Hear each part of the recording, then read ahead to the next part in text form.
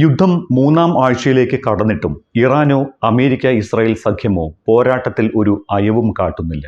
സംയുക്ത സഖ്യത്തിന്റെ എല്ലാ ആക്രമണവും ഇറാനിൽ നടക്കുമ്പോൾ ഇറാൻ പോർമുഖം തുറന്നിരിക്കുന്നത് 10ഓളം രാജ്യങ്ങളിലേക്കാണ്.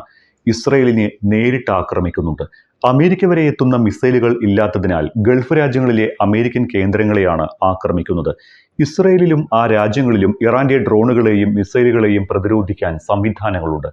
ഇസ്രായേലിൽ അയൺ ഡോം, ഡേവിഡ് സ്ലിംഗ്, ആരോ സംവിധാനങ്ങൾ ഒരുമിച്ച് പ്രവർത്തിച്ച് ഇറാനിൽ നിന്ന് പറന്നുവരുന്ന എന്തിനേയും ഭൂമിയിൽ എത്തുന്നതിന് മുൻപ് തകർക്കുന്നുണ്ട്. പലപ്പോഴും 100-ലധികം ഡ്രോണുകൾ ഒരുമിച്ചെത്തുമ്പോൾ ചിലത് ഇസ്രായേലിന്റെ മണ്ണിൽ പതിക്കുന്നുമുണ്ട്. ഗൾഫ് രാജ്യങ്ങൾക്കാകട്ടെ ഇറാന്റെ ഡ്രോണുകളെയും മിസൈലുകളെയും വായുവിൽ വെച്ച് തന്നെ തകർക്കാനാകുന്ന പ്രതിരോധ മിസൈലുകളാണ് ഉള്ളത്. പാട്രിയറ്റ് താഡ് മിസൈലുകളാണ് അവ.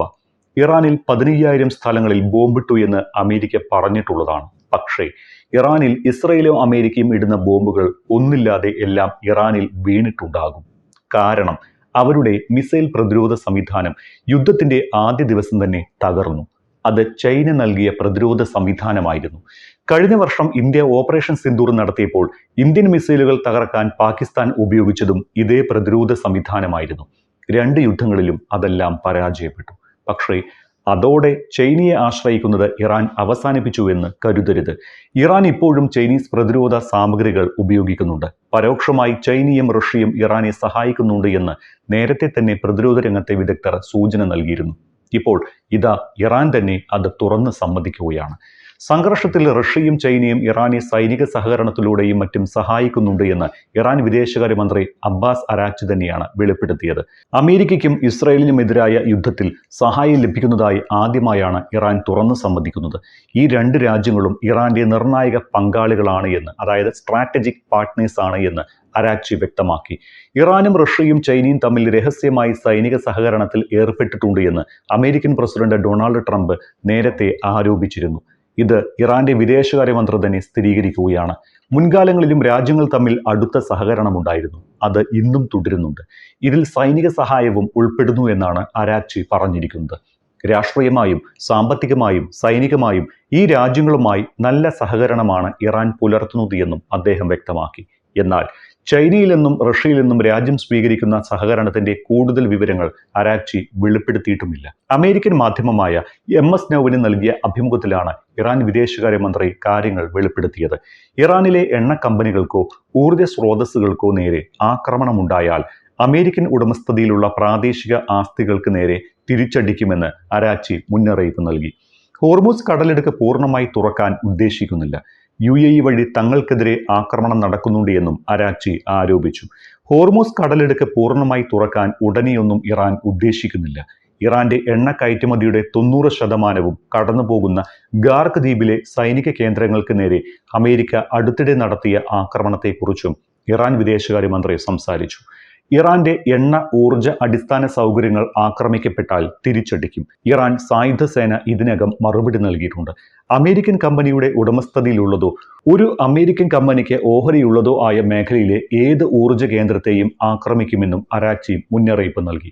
ഇറാന്റെ ചെലവ് കുറഞ്ഞ ഡ്രോണുകളെ അടിസ്ഥാനമാക്കി അമേരിക്ക ലൂക്കാസ് എന്ന പേരിൽ ഒരു ഡ്രോൺ സംവിധാനം വികസിപ്പിച്ചിട്ടുണ്ട് എന്ന് അരാക്ചി പറഞ്ഞു. അറബ് രാജ്യങ്ങളിലെ ലക്ഷ്യങ്ങൾക്കെതിരെ ആക്രമണം നടത്താൻ ഈ പ്രത്യേക സാങ്കേതിക വിദ്യ നിലവിൽ ഉപയോഗിക്കുന്നുണ്ട് എന്നാണ് അദ്ദേഹത്തിന്റെ ആരോപണം. ഈ സംവിധാനങ്ങൾ വിന്യസിക്കുന്നതിലൂടെ ഇറാൻ മറ്റ് ഇസ്ലാമിക രാജ്യങ്ങളെ ആക്രമിക്കുന്നു എന്ന് വരുത്തി തീർക്കാൻ അമേരിക്ക ശ്രമിക്കുന്നതായും അരാക്ചി ആരോപിക്കുന്നു. ഇറാൻ ഒത്തുതീർപ്പിന് ശ്രമിക്കുന്നുവെന്ന ട്രംപിന്റെ വാദവും അരാക്ചി തള്ളിക്കളഞ്ഞു. വെടിനിർത്തൽ ആവശ്യപ്പെട്ടിട്ടില്ല എന്നും ഇറാൻ വിദേശകാര്യമന്ത്രി പറയുന്നു. വെടിനിർത്തലിനോ ഒത്തുതീർപ്പ് ചർച്ചകൾക്കോ ഇറാൻ ശ്രമിച്ചിട്ടില്ല. എത്ര കാലം വേണമെങ്കിലും ഇസ്രായേൽ US യുദ്ധത്തെ പ്രതിരോധിക്കാൻ തയ്യാറാണ് എന്നും അബ്ബാസ് അരാക്ചി CBS ന്യൂസിന് നൽകിയ അഭിമുഖത്തിൽ പറയുന്നുണ്ട്. ഒരിക്കലും വിജയിക്കാത്ത ഒരു നിയമവിരുദ്ധ യുദ്ധമാണ് നടത്തുന്നത് എന്ന് ട്രംപ് മനസ്സിലാക്കുന്നതുവരെ പ്രതിരോധം തുടരും. ഹോർമുസ് കടലിടുക്കിലൂടെ കടന്നുപോകുന്ന കപ്പലുകൾക്ക് സുരക്ഷ ഒരുക്കുന്നതിനെ കുറിച്ച് ഇറ്റലിയും ഫ്രാൻസും ഇറാൻ സർക്കാരുമായി സംസാരിച്ചിരുന്നു എന്ന ചോദ്യത്തിനും അരാക്ചി മറുപടി നൽകിയിട്ടുണ്ട്. തങ്ങളുമായി സംസാരിക്കാൻ ആഗ്രഹിക്കുന്ന രാജ്യങ്ങളുമായി ആശയവിനിമയം നടത്തുമെന്നും ആവശ്യം വന്നാൽ അവരുടെ കപ്പലുകൾക്ക് സുരക്ഷയൊരുക്കാൻ തയ്യാറാണ് എന്നും അബ്ബാസ് അരാക്ചി പറയുന്നു. ഹോർമുസ് കടലിടുക്ക് വഴി എണ്ണ വാതക കപ്പലുകൾ സുരക്ഷിതമായി കടന്നുപോകുന്നത് സംബന്ധിച്ച് ചർച്ച നടത്താൻ നിരവധി രാജ്യങ്ങൾ ടെഹ്റാനെ സമീപിച്ചിട്ടുണ്ട് എന്നും അരാക്ചി പറയുന്നു. തന്ത്രപ്രധാനമായ ഈ പാത തടയാനുള്ള ഇറാന്റെ ശ്രമങ്ങൾ തുടരുകയാണ്. ഇറാൻ ജനവാസ കേന്ദ്രങ്ങളിൽ ആക്രമണം നടത്തുന്നില്ല എന്ന് അരാക്ചി പറയുന്നു. ഗൾഫ് രാജ്യങ്ങളിലെ സിവിലിയൻ റെസിഡൻഷ്യൽ മേഖലകൾക്ക് നേരെയുള്ള ആക്രമണങ്ങൾക്ക് ഇറാൻ ഉത്തരവാദിയാണ് എന്ന വാദം അബ്ബാസ് അരാക്ചി ശക്തമായി നിഷേധിച്ചു. ഇറാന്റെ സൈനിക പ്രവർത്തനങ്ങൾ മേഖലയിലെ US താവളങ്ങളിലും താൽപ്പര്യങ്ങളിലും മാത്രമായി പരിമിതപ്പെടുത്തിയിട്ടുണ്ട് എന്നും ആ സ്ഥലങ്ങളിൽ നിന്ന് ഇറാനെതിരെ നടത്തുന്ന ആക്രമണങ്ങൾക്കുള്ള നിയമാനുസൃതമായ പ്രതിരോധ പ്രതികരണമാണ് ഇത് എന്നും അരാക്ചി പറയുന്നു. അറബ് രാജ്യങ്ങളിലെ സിവിലിയൻ ലക്ഷ്യങ്ങൾക്കെതിരായ സമീപകാല ആക്രമണങ്ങൾക്ക് പിന്നിലെ യഥാർത്ഥ ശില്പികൾ US-ഉം ഇസ്രായേലുമാണ് എന്ന് അരാക്ചി അഭിപ്രായപ്പെട്ടു. അസ്ഥിരത സൃഷ്ടിക്കുന്നതിനും ടെഹ്റാനും അതിന്റെ പ്രാദേശിക അയൽക്കാരും തമ്മിലുള്ള നയതന്ത്ര ബന്ധങ്ങൾ തകർക്കുന്നതിനും ഇറാനിയൻ ആക്രമണത്തെക്കുറിച്ച് തെറ്റായ വിവരം സൃഷ്ടിക്കുന്നതിനുമായി മനഃപൂർവ്വം ആക്രമണങ്ങൾ നടക്കുകയാണ് എന്നും ഇറാൻ വിദേശകാര്യമന്ത്രി ആരോപിക്കുന്നുണ്ട്. മേഖലയിലെ സംഘർഷം അവസാനിപ്പിക്കാൻ പ്രാദേശിക രാജ്യങ്ങളിലെ ഭരണകൂടങ്ങളുമായി ചേർന്ന് ഒരു സംയുക്ത വസ്തുതാന്വേഷണ സമിതി രൂപീകരിക്കാൻ നിർദ്ദേശിച്ചിരിക്കുകയാണ് അദ്ദേഹം. സമീപകാല ആക്രമണങ്ങളുടെ സ്വഭാവം ഔപചാരികമായി അന്വേഷിക്കുക, യഥാർത്ഥ ലക്ഷ്യങ്ങളെ തിരിച്ചറിയുക, ആരാണ് യഥാർത്ഥ ഉത്തരവാദികൾ എന്ന് നിർണ്ണയിക്കുക എന്നിവയാണ് ലക്ഷ്യം. ശാശ്വതമായ പ്രാദേശിക സമാധാനം ഉറപ്പാക്കാൻ കഴിയുന്ന ഏതൊരു സംരംഭത്തിനും ഇറാൻ തയ്യാറാണ് എന്ന് അദ്ദേഹം പ്രസ്താവിച്ചു. എതിരാളികളെ വാക്കുകൾ കൊണ്ട് മുക്കിക്കൊല്ലാൻ കെൽപ്പുള്ളവൻ അഥവാ മാസ്റ്റർ നെഗോഷിയേറ്റർ എന്നാണ് അബ്ബാസ് അരാക്ചിയെ ലോകം വിളിക്കുന്നത്. അമേരിക്കയെ എതിർക്കുന്ന ഇറാനും റഷ്യയും കഴിഞ്ഞ ദശകത്തിൽ ബന്ധം ശക്തിപ്പെടുത്തി. ഉക്രൈനിൽ യുദ്ധം ചെയ്യാൻ ആഭ്യന്തരമായി രൂപകൽപ്പന ചെയ്ത ഷാഹിഡ് ഡ്രോണുകൾ ഇറാൻ റഷ്യയ്ക്ക് നൽകി. റഷ്യയിൽ ഇറാൻ ഇതിനായി ഫാക്ടറികൾ സ്ഥാപിക്കുകയും ചെയ്തു. സിറിയയിൽ ഇപ്പോൾ നിലവിലില്ലാത്ത ബഷർ അൽ അസദിന്റെ ഭരണകൂടത്തിനും ഇരു രാജ്യങ്ങളും പിന്തുണ നൽകിയിരുന്നു. 2021 ഇറാന്റെ സമ്പന്നമായ എണ്ണശേഖരം ചൈനയ്ക്ക് വിൽക്കുന്നതിന് 25 വർഷത്തെ സാമ്പത്തിക സഹകരണ കരാറിൽ ഇറാൻ ഒപ്പുവെച്ചു. അങ്ങനെ രഹസ്യമായി പരസ്പരം സഹകരിക്കുന്ന രാജ്യങ്ങളാണ് റഷ്യ, ചൈന, ഇറാൻ, പിന്നെ ഉത്തര കൊറിയ. ഇവരെ ഒരുമിപ്പിക്കുന്നത് ഒരേ വികാരവും, അമേരിക്കയോടുള്ള വെറുപ്പ്. അതേസമയം യുദ്ധം 3-ാം ആഴ്ചയിലേക്ക് കടക്കുമ്പോൾ ഇറാന്റെ ആധുനിക ആയുധങ്ങൾ പുറത്തെടുക്കുന്നു എന്ന വിവരവും പ്രതിരോധ വിദഗ്ധർ നൽകുന്നുണ്ട്. അതിൽ ഏറ്റവും ശ്രദ്ധേയം ഡാൻസിംഗ് മിസൈൽ അഥവാ നൃത്തക്കാരൻ മിസൈൽ പ്രയോഗിച്ചതാണ്. യുദ്ധത്തിൽ ആദ്യമായി സെജിൽ എന്ന ഡാൻസിംഗ് മിസൈൽ എന്ന് വിളിപ്പേരുള്ള മിസൈൽ ഇറാൻ ഉപയോഗിച്ചുവെന്നാണ് പുറത്തുവരുന്ന റിപ്പോർട്ടുകൾ. പശ്ചിമേഷ്യയിലെ അമേരിക്കൻ കേന്ദ്രങ്ങളെ ലക്ഷ്യമാക്കിയാണ് ഈ അത്യാധുനിക മിസൈലുകൾ വിക്ഷേപിച്ചത്. കഴിഞ്ഞ മാസം 28-ന് യുദ്ധം ആരംഭിച്ചതിന് ശേഷം ആദ്യമായാണ് സെജിൽ മിസൈൽ ഉപയോഗിച്ചത് എന്ന് റിപ്പോർട്ടുകൾ പറയുന്നു. ഇറാൻ തന്നെ രൂപകൽപ്പന ചെയ്ത് വികസിപ്പിച്ചെടുത്ത ഖര ഇന്ധനം ഉപയോഗിക്കുന്ന ബാലിസ്റ്റിക് മിസൈലാണ് ഇത്. ചൈനയാണ് മിസൈൽ വികസിപ്പിച്ച് ഇറാന് നൽകിയത് എന്നും ചില പ്രതിരോധ വിദഗ്ധർ പറയുന്നുണ്ട്. ഏകദേശം 2000 കിലോമീറ്റർ പരിധിയുള്ള മിസൈലിന് 700 കിലോഗ്രാം ആയുധം വഹിക്കാൻ കഴിയും. ഇതിന് സാധാരണ സ്ഫോടക വസ്തുക്കളും ആണവ പോർമുനകളും വഹിക്കാനും കഴിയും. അതാണ് ഇവയെ കൂടുതൽ അപകടകാരികളാക്കുന്നത്. ഉയർന്ന ഉയരത്തിൽ ദിശ മാറ്റി സഞ്ചരിക്കാനുള്ള കഴിവുള്ളതിനാൽ ഇതിനെ ഡാൻസിംഗ് മിസൈൽ എന്ന് വിളിക്കുന്നു.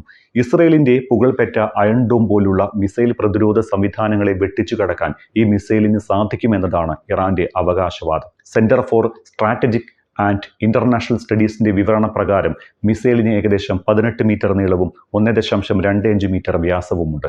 വേഗത്തിൽ വിക്ഷേപണത്തിന് സജ്ജമാക്കാൻ കഴിയുന്നതാണ് ഇതിന്റെ തന്ത്രപ്രധാനമായ മേന്മ. ഷഹാബ് സീരീസ് പോലുള്ള പഴയ ദ്രാവക ഇന്ധന സംവിധാനങ്ങളെക്കാൾ വേഗത്തിൽ ഇത് തയ്യാറാക്കാനും വിക്ഷേപിക്കാനും സാധിക്കും. 1990കളുടെ തുടക്കത്തിലാണ് സെജിൽ മിസൈലിന്റെ രൂപകൽപ്പന ആരംഭിച്ച് 2008-ൽ ആദ്യ പരീക്ഷണ വിക്ഷേപണം നടത്തുകയും ചെയ്തു. ആദ്യ പരീക്ഷണ വിക്ഷേപണം നടത്തിയ 2008-ൽ മിസൈൽ ഏകദേശം 800 കിലോമീറ്റർ സഞ്ചരിച്ചു. മെച്ചപ്പെട്ട മാർഗനിർദ്ദേശ നാവിഗേഷൻ സംവിധാനങ്ങൾ വിലയിരുത്തുന്നതിനായി 2009-ൽ രണ്ടാമത്തെ വിക്ഷേപണം നടത്തി. 2009 മുതൽ 4 അധിക പരീക്ഷണങ്ങൾ നടത്തിയിട്ടുണ്ട്. 6ാമത്തെ പരീക്ഷണത്തിനിടെ മിസൈൽ ഇന്ത്യൻ മഹാസമുദ്രത്തിലേക്ക് ഏകദേശം 1900 കിലോമീറ്റർ സഞ്ചരിച്ചതായും റിപ്പോർട്ടുകളുണ്ട്. സജിൽ തദ്ദേശീയമായി രൂപകൽപ്പന ചെയ്ത് വികസിപ്പിച്ചെടുത്ത ഒരു 2 ഘട്ട ബാലിസ്റ്റിക് മിസൈലാണ്. ഖര ഇന്ധനം ഉപയോഗിച്ചാണ് ഇത് പ്രവർത്തിക്കുന്നത്. സജിൽ, അഷുര മിസൈൽ തുടങ്ങിയ മറ്റ് പേരുകളിലും ഇത് അറിയപ്പെടുന്നു. സജിൽ മിസൈൽ പരീക്ഷിച്ച സമയത്ത് ഒരു പ്രതിരോധ ആയുധമായാണ് വികസിപ്പിച്ചത്. ഇന്ന് പ്രാദേശിക സംഘർഷത്തിൽ അവ ഉപയോഗിക്കുന്നു. മധ്യ ഇറാനിൽ നിന്ന് വിക്ഷേപിച്ചാൽ ഏകദേശം 7 മിനിറ്റിനുള്ളിൽ ടെൽ അവീവിലെത്താൻ സജിൽ മിസൈലിന് കഴിയുമെന്ന് ഇറാൻ മുമ്പേ അവകാശപ്പെട്ടതാണ്.